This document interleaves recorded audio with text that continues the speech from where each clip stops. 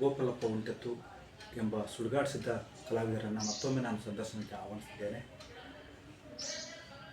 ಕಲಾಭಿಮಾನಿಗಳಲ್ಲಿ ಮತ್ತೊಮ್ಮೆ ನಾನು ವಿನಂತಿ ಮಾಡಿಕೊಳ್ಳೋದೆಂದರೆ, ಗೋಪಾಲಪ್ಪ ಉಂಟೆತ್ತು ಎನ್ನುವಂತಹ ಧಾರ್ಮಿಕ ಮತ್ತು ಅಧ್ಯಾತ್ಮ ಹಾಗೂ ಜಾನಪದ ಕಲೆಯ ಸ್ಪರ್ಶ ಇರುವಂತಹ ಆ ಮೂರು ಕ್ಷೇತ್ರಗಳ ಬಗ್ಗೆ ಜ್ಞಾನ ಇರುವಂತಹ ಅದ್ವಿತೀಯ ವ್ಯಕ್ತಿಯನ್ನು ನಾನು ಈ ಸಂದರ್ಶನದಲ್ಲಿ ನಿಮಗೆ ಪರಿಚಯ ಮಾಡಿಕೊಳ್ಳಿಕ್ಕೆ ಬಯಸ್ತೇನೆ.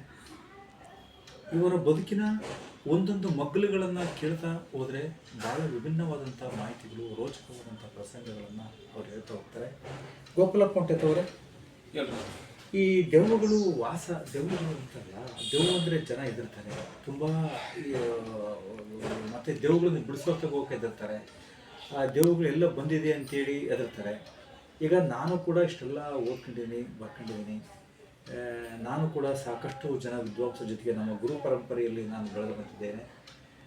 ನಾನು ಬಾಲ್ಯದಿಂದ ಕೂಡ ನಮ್ಮ ತಂದೆ ತಾಯಿ, ನಮ್ಮ ಅಣ್ಣ ತಮ್ಮಂದರು, ಅಕ್ಕಂದರು ಮಧ್ಯೆ ಬೆಳೆದಂಥ ಒಬ್ಬ ಹುಡುಗ ನಾನು. ನಮ್ಮ ಊರಿನ ಪರಿಸರದಲ್ಲೂ ಕೂಡ ದೆವ್ವ, ಪೀಡೆ, ಪಿಶಾಚಿ, ಬ್ರಹ್ಮರಾಕ್ಷಸ ಅಲ್ಲಿದೆ, ಅಲ್ಲಿ ಹೋಗ್ಬೇಡಿ, ಇಲ್ಲಿದೆ ಅಂತ ಹೇಳ್ತಾಯಿದ್ರು. ಬಟ್ ನಾವು ಕೂಡ ನನ್ನ ಪ್ರಜ್ಞೆ ಬಂದಾಗಿಂದ, ಪ್ರಜ್ಞೆ ಬರೋಕ್ಕಿಂತ ಮುಂಚೆ ನಂಬ್ತಿದ್ದೆ, ಹೆದರ್ತಿದ್ದೆ, ಭಯ ಬೀಳ್ತಿದ್ದೆ. ನನಗೆ ಪ್ರಜ್ಞೆ ಬಂದಾದಮೇಲೆ ನಾನು ಯಾವುದಕ್ಕೂ ಹೆದರಲ್ಲ. ನಾನು ಅದೇ ರೀತಿಯಲ್ಲಿ ಬಂದಿದ್ದೇನೆ. ಅದಕ್ಕೆ ಭಾಗವಾಗಿ ಈಗ ನನಗೆ ಜನರಿಗೆ ಉತ್ತರ ಕೊಡಬೇಕಾಗಿದೆ. ನಾನು ಮತ್ತು ಇಬ್ಬರು ಕೂಡ ಈ ದೆವ್ವಗಳು ಅದಾವೋ ಇಲ್ವೋ, ನನಗೆ ಮೊದಲು ಫಸ್ಟ್ ಆಫ್ ಆಲ್ ನನ್ನ ಪ್ರಶ್ನೆಗೆ ಬರ್ತದೆ. ದೆವ್ವಗಳು ಇದಾವ? ದೆವ್ವಗಳು ಅದಾವ ಸರ್. ಹೆಂಗದಾವ ಅಂತಂದರೆ, ಒಂದು ದೆವ್ವಗಳು ಪೂರ್ತಿ 10 ವರ್ಷ 12 ವರ್ಷ ಆದಮೇಲೆ ದೆವ್ವ ಮೀರಿ ಬ್ರಹ್ಮ ಪಿಚಾಚಿ ಆಗುತ್ತೆ. ಬ್ರಹ್ಮ ಪಿಚಾಚಿ ಏನು ಬ್ರಹ್ಮ ಪಿಚಾಚಿ ಆಗುತ್ತೆ. ಮನತೀರಿ ಇಟ್ಕೊಂಡು ಬ್ರಹ್ಮ ಪಿಚಾಚಾಗಿ ಮನೆಯಾಗಿ ಸೇರ್ತದೆ. ಮನೆಯೊಳಗೆ ಸೇರ್ತದೆ ಬ್ರಹ್ಮ ಪಿಚಾಚಿ. ದೇಹದ ಮನೆಯೊಳಗೆ ಅಥವಾ ಮನೆಯೊಳಗೆ? ಅಲ್ಲಲ್ಲ, ಮನೆಯೊಳಗೆ ಅದೇ ದೆವ್ವನೇ ಇದ್ದದ್ದು. ಅದು ದೇವನ ಇದ್ದದ್ದು 10 ವರ್ಷ 12 ವರ್ಷ ತಾನ ದೇವ ಅಲ್ಲಿಗೆ 12 ವರ್ಷ ಕರ್ಣ ಪಿಚಾಚಿ. ಕರ್ಣ ಪಿಚಾಚಿ ಅಂತಾರ, ಬ್ರಹ್ಮ ಪಿಚಾಚಿನೂ ಅಂತಾರ. ಏನು ಕರ್ಣ ಪಿಚಾಚಿ? ಕರ್ಣ ಪಿಚಾಚಿ ಅಂದ್ರೆ ದೆವ್ವನೇ ಒಂದು ಕರ್ಣ ಪಿಚಾಚಿ ಆಗಿರ್ತದೆ. ಅದೊಂದು ಪ್ರತಿರೂಪ. ಅದು ಎಲ್ಲ ಈಗ 12 ವಯಸ್ಸಾನ, ಸಣ್ಣ ವಯಸ್ಸ, ಅದೊಂದು ತಿಳಿದು ಮಾಡಿರ್ತವೋ, ತಿಳಿಲಿಕ್ಕೆ ಮಾಡಿರ್ತವೋ ಏನ್ರಿ. ಅದು 12 ವಯಸ್ಸಾದ ಮೇಲೆ 16 ವರ್ಷ 18 ವರ್ಷ ಆದ್ಮೇಲೆ ಅದೊಂದು ನಾವು ಹೆಂಗ ತಿಳಿದು ಬುದ್ಧಿ ಮಾಡ್ತೀವಲ್ಲ, ಅದ್ರಂಗ ದೇವು ಆ ತರ ಅದಕ್ಕೆ ಬ್ರಹ್ಮ ಪಿಚಾಚಿ ಆಗುತ್ತದೆ. ಮತ್ತೊಂದು ರೂಪ ಪಡೆಯುತ್ತೆ. ಮತ್ತೆ ಬ್ರಹ್ಮ ಪಿಚಾಚಿ ಅಂದ್ರೆ ಏನು? ಬ್ರಹ್ಮ ಪಿಚಾಚಿ ಅಂದ್ರೆ ದೇವನೇ ಬ್ರಹ್ಮ ಪಿಚಾಚಿ ಆಗಿರ್ತದೆ. ಅದೇ ಮತ್ತೆ ಅದಕ್ಕೆ ಬೇರೆ ರೂಪ, ಬೇರೆ ಆಕಾರ ಏನು ಆಕಾರ ಇಲ್ಲ, ಅದೇ ರೂಪ ಅದೇ ಆಕಾರನೇ. ಅದೆಲ್ಲ ತಿಳಿದು ದೆವ್ವಾಗಿ ಎಲ್ಲ ಓಡಾಡಿ ತಿರುಗಾಡಿ ಎಲ್ಲ ಮುಗಿಸಿ ಆ ದೆವ್ವ ಬಿಟ್ಟು ಅದೇ ದೆವ್ವನೇ ಬ್ರಹ್ಮ ಪಿಚಾಚಿ. ಬ್ರಹ್ಮ ಪಿಚಾಚಿ ಬ್ರಹ್ಮ ಪಿಚಾಚಿ ಆಗಿ ಮತ್ತೆ ಕರ್ಣ ಪಿಚಾಚಿ ಪೂರ್ತಿ ಅದೊಂದು 12 ವರ್ಷ ಆಯ್ತಲ್ಲ. 12 ವರ್ಷ 16 ವರ್ಷ 18 ವರ್ಷ ಆದ್ಮೇಲೆ ಮುಗಿತು. 20-21 ವರ್ಷದಲ್ಲಿ ಕರ್ಣ ಪಿಚಾಚಿ ಆಗುತ್ತೆ. ಅಲ್ಲಿಗೆ ಟ್ಯಾಗ ಮುಗಿತೈತೆ, ಅದ್ರ ಆಯುಷ್ ಮುಗಿತೈತೆ. ಬ್ರಹ್ಮ ಪಿಚಾಚಿ ಮತ್ತೆ ಬ್ರಹ್ಮ ಪಿಚಾಚಿ ಆಗಿ ಕರ್ಣ ಪಿಚಾಚಿ ಆಗುತ್ತಲ್ಲ. ಬ್ರಹ್ಮ ಪಿಚಾಚಿ ಆಗಿ ಕರ್ಣ ಪಿಚಾಚಿ ಆಗುತ್ತೆ. ದೆವ್ವ, ಬ್ರಹ್ಮ ಪಿಚಾಚಿ, ಆಮೇಲೆ ಕರ್ಣ ಪಿಚಾಚಿ ಲಾಸ್ಟ್ ಅಂತ. ಅದಕ್ಕೆ ಅಲ್ಲಿಗೆ ಅದ್ರ ಆಯುಷ್ ಮುಗಿತೈತೆ. ಓಕೆ. ಮತ್ತೆ ನಂತರ ಪರಮಾತ್ಮ ಒಳಗೆ ಕರ್ಕಂತಾನೆ. ಎಲ್ಲ ತಿರುಗಾಡಿದೆ, ದೆವ್ವಾಗಿ ತಿರುಗಾಡಿದೆ, ಕರ್ಣ ಪಿಚಾಚಿ ಬ್ರಹ್ಮ ಪಿಚಾಚಿಯಾಗಿ ತಿರುಗಾಡಿದೆ, ಆಮೇಲೆ ಕರ್ಣ ಪಿಚಾಚಿಯಾಗಿ ತಿರುಗಿದೆ. ಎಲ್ಲ ನಿನ್ನ ಆಯುಷ್ಯ ಮುಗಿತಿಲ್ಲಿಗೆ, ನನ್ನ ಕಡೆ ಬಂದ್ಬಿಡ ಅಂತೇಳಿ ಆ ಭಗವಂತನ ಅದೇ ಪಿಚಾಚಿ ಅಲ್ಲೇ ಹೋಗುತ್ತಾ ಭಗವಂತನ ಹತ್ರ. ನನ್ ಸಾಕಾತಪ್ಪ, ಎಲ್ಲ ಮಂದಿನ ಗೋಳಾಡಿಸಿ ಸಾಕಾತು, ನನ್ನ ಮನೆಯ ಮಂದಿನ ಗೋಳಾಡಿಸಿ ಸಾಕಾತು, ಬೇರೆ ಮಂದಿನ ಗೋಳಾಡಿಸಿ ಸಾಕಾತು, 3 ತಲ 3 ನನ್ನ ಅವತಾರ ತಾಳಿ ಸಾಕಾತು, ನಿನ್ನ ಹತ್ರ ಬಂದ್ಬಿಟ್ಟು ವಾಸಿ ಆಗ್ತಾನೆ ಅಂತೇಳಿ ಅಲ್ಲಿಗೆ ಬಂದು ವಾಸಿ ಆಗಿ ಅಲ್ಲಿ ಮುಕ್ತಿ ಆಗತ್ತದ. ಕರ್ನಾಟಕದ ಎಲ್ಲ ಪ್ರಜ್ಞಾವಂತ ನಾಗರಿಕರಿಗೆ ಮತ್ತು ಕಲಾ ಅಭಿಮಾನಿಗಳಿಗೆ ಹೇಳೋದೇನೆಂದರೆ, ಮನುಷ್ಯನ ಆಯಸ್ಸು ಅಪೂರ್ಣ ಆಗಿದ್ದಂಥ ಸಂದರ್ಭದಲ್ಲಿ, ಅಥವಾ ದುರ್ಮರಣಕ್ಕೆ ಈಡಾದಂಥ ಸಂದರ್ಭದಲ್ಲಿ, ಅಥವಾ ಆತ್ಮಹತ್ಯೆ ಮಾಡಿಕೊಂಡಂಥ ಸಂದರ್ಭದ ಒಬ್ಬ ವ್ಯಕ್ತಿ ಅಥವಾ ಮಹಿಳೆ ತೀರಿ ಹೋದ ಆಕೆ ಇನ್ನು ಅರ್ಧ ಆಯಸ್ಸನ್ನು ದೆವ್ವಾಗಿ ಕಾಲ ಕಳೀತಾರೆ ಅನ್ನುವಂಥ ಮಾಹಿತಿಯನ್ನು ನಮ್ಮ ಗೋಪಾಲಪ್ಪ ಉಂಟತ್ತಿ ಹೇಳಿದರು. ದೆವ್ವ ಆದಮೇಲೆ ಬ್ರಹ್ಮ ಪಿಶಾಚಿ ಬ್ರಹ್ಮ ಪಿಚಾಚಿ 8 ವರ್ಷ 10 ವರ್ಷ ಅದಕ್ಕೆ ಆಯಸ್ಸು ಇರುತ್ತೆ ದೆವ್ವಕ್ಕೆ. ದೆವ್ವ ಆದ್ಮೇಲೆ ಮತ್ತೆ ಬ್ರಹ್ಮ ಪಿಶಾಚಿ ಆಗುತ್ತೆ, ಅದಕ್ಕೊಂದು 5 ವರ್ಷ ಆಗುತ್ತೆ ಅಂತ ಹೇಳ್ತಾರೆ. ಆಮೇಲೆ ಕರ್ಣ ಪಿಶಾಚಿ ಆಗುತ್ತೆ, ಅದಕ್ಕೊಂದು 5 ವರ್ಷ ಆಗುತ್ತೆ. ಟೋಟಲ್ 25 ವರ್ಷ ಅದ್ರ ಆಯಸ್ಸು ಮುಗಿದಾದ್ಮೇಲೆ ಮತ್ತೆ ಕೊನೆಗೆ ಪರಮಾತ್ಮ ಸನ್ನಿಧಿಗೆ ಹೋಗ್ತಾರೆ ಆ ದೆವ್ವ.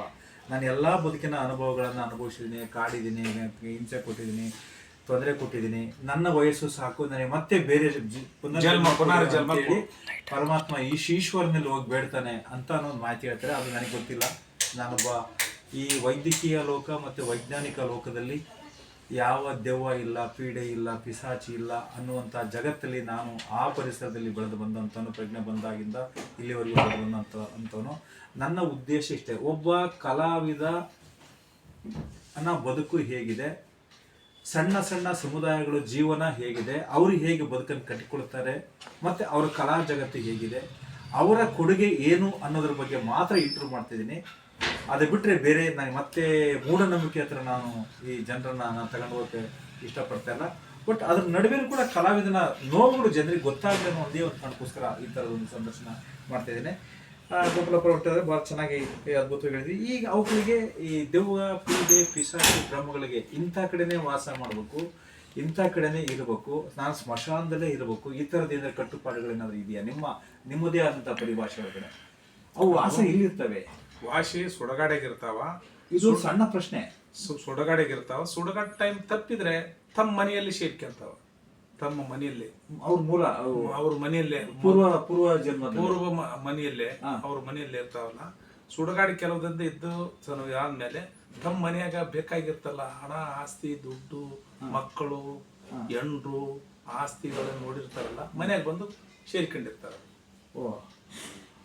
ಮಕ್ಕಳು ನೋಡಕ್ ಬರ್ತಾರೆ, ಮಕ್ಕಳು ನೋಡಕ್ ಬರ್ತಾರ. ಒಂದು ಮನ್ಯಾಗ ಶಾಂತಿ ಆಗಿದ್ರೆ ಅಲ್ಲೇ ಅವ್ರ ಮನ್ಯಾಗ ಸೇರ್ಕೊಂಡು ಬಿಡ್ತಾರ. ಶಾಂತಿ ಆಗಿದ್ರೆ ಏನ್ ಶಾಂತಿ ಅಂದ್ರೆ? ಶಾಂತಿ ಅಂದ್ರೇನು, ಅವ್ರ ದೆವ್ವಗೆ ಮನಸ್ಸು ನಿಧಾನ ಆದ್ರೆ ನಾನು ಇಲ್ಲೇ ಇರ್ಬೇಕು ಬಿಡಪ್ಪ, ಸುಡಗಾಡಕ್ಕೆ ಆಗಿರ್ಲಿ. ಸುಡಗಾಡಿ ನಿಜನೇ, ಅದನ್ನೇ ಕರೆಕ್ಟು. ಆ 4 ದಿವಸ ಇಲ್ಲಿರೋದು, 4 ದಿವಸ ಅಲ್ಲಿ ಸುಡಗಾಡಿಗೆ ಇರೋದು. ಅಲ್ಲಿ ಸುಡಗಾಡಿ ಬಡ್ಡೆ ಅವ್ರದ್ದು ಶಪ ಅನ್ನತಕ್ಕದಲ್ಲಿ ವಾಶ ಆಗಿರ್ತಲ್ಲ, ಅವ್ರ ಶಪ ಅನ್ನೋದು ವಾಶ ಆಗಿರ್ತಲ್ಲ ಸುಡಗಾಡಿಯಾಗ. ಅಲ್ಲಿ ಒಂದು 4 ದಿವಸ ಇರೋದು. ಇತ್ತ ಮಂತೆಲ್ಲ ಮಕ್ಕಳು ಹೆಂಡ್ರನ್ನೆಲ್ಲ ನೋಡ್ಕೋಬೇಕಲ್ಲ. ಮಗಳು ಹಿಂಗದಾಳ, ಮಗ ಹಿಂಗದಾನ, ಹೆಂಡ್ತಿ ಹಿಂಗದಾಳ, ಇವ್ರು ಒಳ್ಳೆ ರೀತಿ ಅದಾರ, ಇವ್ರು ಒಳ್ಳೆ ಕಷ್ಟದಾಗ ಅದಾರ, ಆಸೆ ಇರ್ತ. ದೇವಕ್ಕೂ ಆಸೆ ಇರ್ತದ. ಹಿಂಗದಾರ ಅವ್ರು ನೋಡ್ಬೇಕಂತೇಳಿ ಆಸೆ ಪಟ್ಕೊಂಡು ಬಂದು 4 ದಿವಸ ಇರ್ತಾರ. ಮತ್ತೆ ಸುಡುಗಾಡಿಗೆನೂ ಬರ್ತಾರೆ. ಅವ್ರಿಗೆ ತೊಂದರೆ ಕೊಡಲ್ಲ, ಅವ್ರಿಗೆ ತೊಂದರೆ ಕೊಡಂಗಿಲ್ಲ, ಮನೆಗೆ ತೊಂದರೆ ಕೊಡಂಗಿಲ್ಲ. ಹೆಂಗ್ ಕೊಡಂಗಿಲ್ಲ ಅಂತಂದ್ರೆ, ನನ್ನವ್ರು ಯಾಕೆ ಕೊಡೋಣ ಅಂತ ಒಂದೊಂದು ದೆವ್ವು ಕಾಡ್ತ. ಆಯ್ತು ನಂದು ಮುಗಿದ, ನೀನು ನನ್ನ ಹತ್ರ ಬಾ ಅಂತೇಳಿ ಹೇಳ್ತಿದ ಮೇಲೆ ಕಾಡ್ತದ. ಹೇಳ್ತಿದ ಮೇಲೆ ಕಾಡ್ತದ. ನಾನು ಸುಡುಗಾಡಿಗೆ ಹೋಗಿನಿ, ನಂದಂತೂ ನಡೀತು ದೆವ್ವಾಗಿನಿ, ನನ್ನ ಹತ್ರ ನೀನು ಬಾ ಅಂತೇಳಿ ಕಾಡಿ ಒಂದು ನಷ್ಟ ಮಾಡಿಕೊಂಡು ಹೋಗುತ್ತಾ. ಒಬ್ಬೊಬ್ರು ಹುಷಾರಿದ್ರೆ ಅಲ್ಲಿ ಇಲ್ಲಿ ತೋರಿಸಿ, ಸ್ವಾಮಿಯರಿದ್ರೆ, ಗುರುಗಳಿದ್ರೆ ಅದನ್ನ ಅವ್ರು ಪೂಜೆ ಮಾಡಿ ಏನ್ರಿ, ಮತ್ತೆ ಏನನ್ನ ಇದು ಈ ಪೂಜೆ, ಗುರುಗಳ ಪೂಜೆಗಳು ಇರ್ತಾವಲ್ಲ, ಅವ್ ಪೂಜೆ ಮಾಡಿ ಏನ್ರಿ ಅವೆಲ್ಲ ಮಾಡಿ ವಾಶ ಮಾಡಿ ಅದ್ ಪೀಡ ಕಳೆದಿರ್ತಾರ. ಆದ್ರ ಮನೆ ಕಡೆ ಹೋಗ್ಬಾರ್ದು, ನಾನು ಸುಡಗಾಡಿಗೆ ಸೇರ್ಕೋಬೇಕಂತ ಇರ್ತ ಏನ್ರಿ. ನನ್ನ ಜೀವನ ಸಾಕು, ನಾನು ಸಾಗಿಸ್ತೇನೆ, ನಾನು ಹೋಗಿದ್ದೀನಿ, ನೀನು ಬಾ ಅಂತ ಹೇಳಿ ಮತ್ತೆ ಹೆಣ್ತಿಗೆ ಆಗ್ಲಿ ಮಕ್ಕಳಿಗಾಗ್ಲಿ ಕಾಡ್ತಾ ಇರ್ತಾವ. ಅದಕ್ಕೆ ಹೋಗಿ ಅವ್ರ ಗುರುಗಳ ಹತ್ರ ಹೋಗಿ ಯಾರನ್ನ ಸ್ವಾಮೀಜಿಗಳು ಇರ್ತಾರಲ್ಲ, ಅದಕ್ಕೆ ಏನನ್ನ ಪೂಜೆ, ಮಂಡಲ ಪೂಜೆ. ಸ್ವಾಮೀಜಿಗಳಿಗೆ ಶಕ್ತಿ ಇದೆಯಾ? ಇದೆ.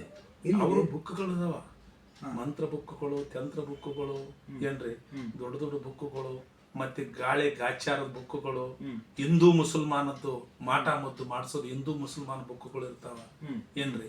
ಹಿಂದೂನು ಇರ್ತದ, ಕನ್ನಡ ಬುಸು ಇರ್ತದ, ಹಿಂದೂ ಮುಸಲ್ಮಾನರದ್ದು ಕೂಡ ಇರ್ತವೆ. ಹಿಂದೂ ಎರಡೂ ಕೂಡ ಕಲ್ತಿರ್ತಾವ. ನನಗೆ ಹಿಂದೂ ಮುಸ್ಲಿಂ ಅಂದ್ಬಿಡ, ನಾವೆಲ್ಲ ಮನುಷ್ಯರಾಗೆ ಬದುಕೋಣ, ಮನುಷ್ಯರಾಗಿ.